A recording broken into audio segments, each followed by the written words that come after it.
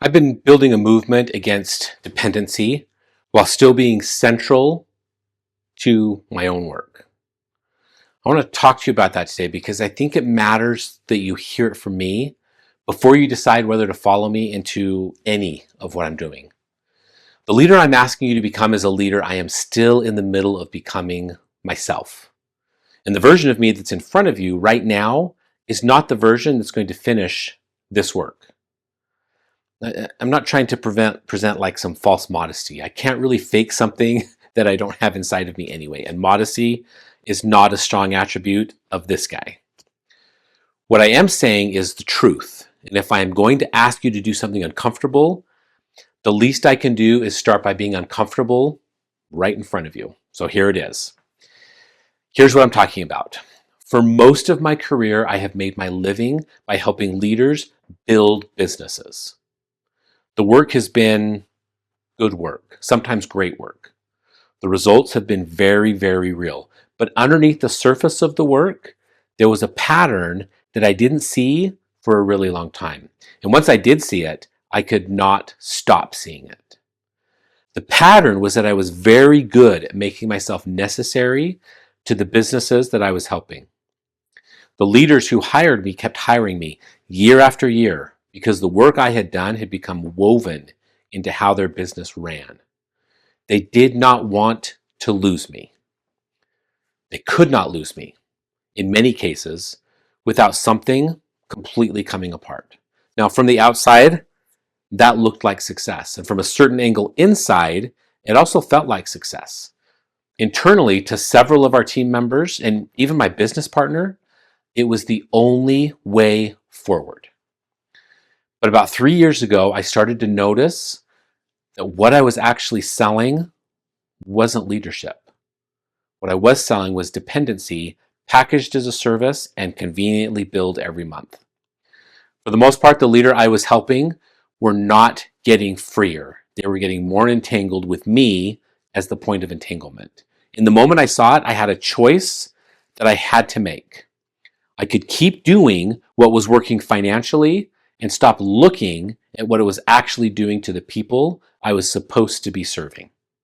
Or I could blow up the model and rebuild on something completely different. I blew it up. It cost me that partnership. It cost me income. It cost the version of my business that had paid for my family's life for years. And I'm still, 3 years later, rebuilding what I blew up. Now, here's the part that I really want you to hear. The reason I'm telling you this is not so that you're going to trust me more or feel sorry for me or admire the courage of the rebuild. There's certainly courage in it, but that's not what matters. There was only the inability to keep doing something that I had stopped believing in. I'm telling you this because the work I am calling you into is the same kind of work that I'm still doing on myself. I'm not at the other side of it. I am in it. The movement I've been talking about, the one I've started calling empowerment design, is not a thing I built and then graduated from and now teach it to others. It's a way of being a leader that I've been learning to live for the last 3 years, badly, in real time, with the same fits and starts and uncomfortable middle that every leader who is doing this work is going to go through. The thing I'm asking you to become is the thing that I am also becoming. We're walking together, and I'm not really that far ahead of you.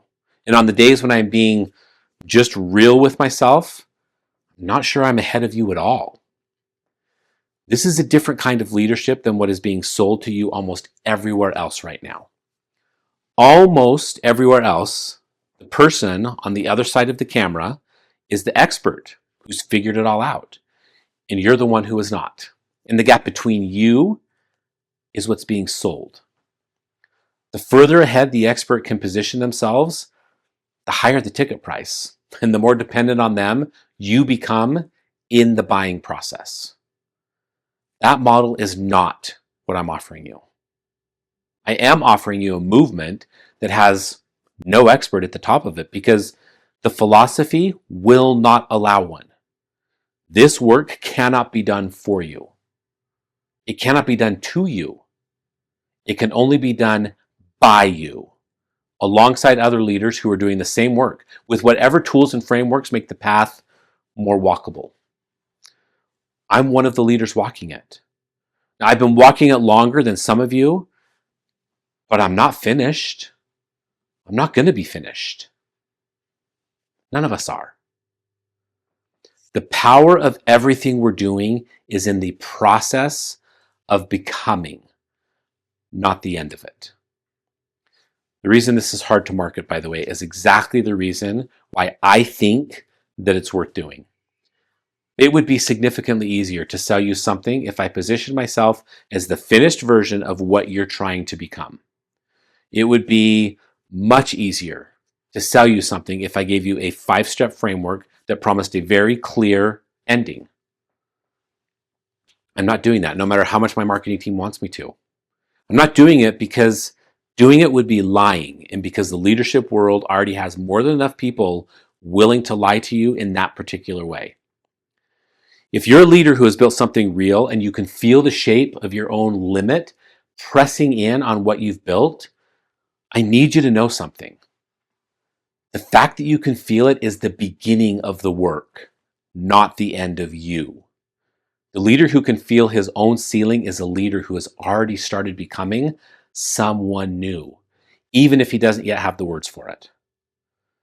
That's what I want you to hear today. The discomfort that you're feeling, it's not a sign that something's wrong with you.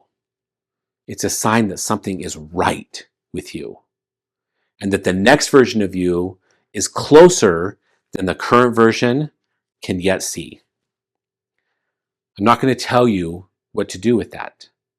Telling you what to do with it would be the dependency I'm trying to step out of. Here's what I will tell you. There are leaders who are doing this work right now, and they're finding each other. And the movement is starting to take shape. If you want to be a part of it, the door is open, wide open, because the work belongs to you. It always has. The only thing I've been waiting for is for you to decide whether you want to walk through it. I'm still walking it too. I'm going to see you on the road.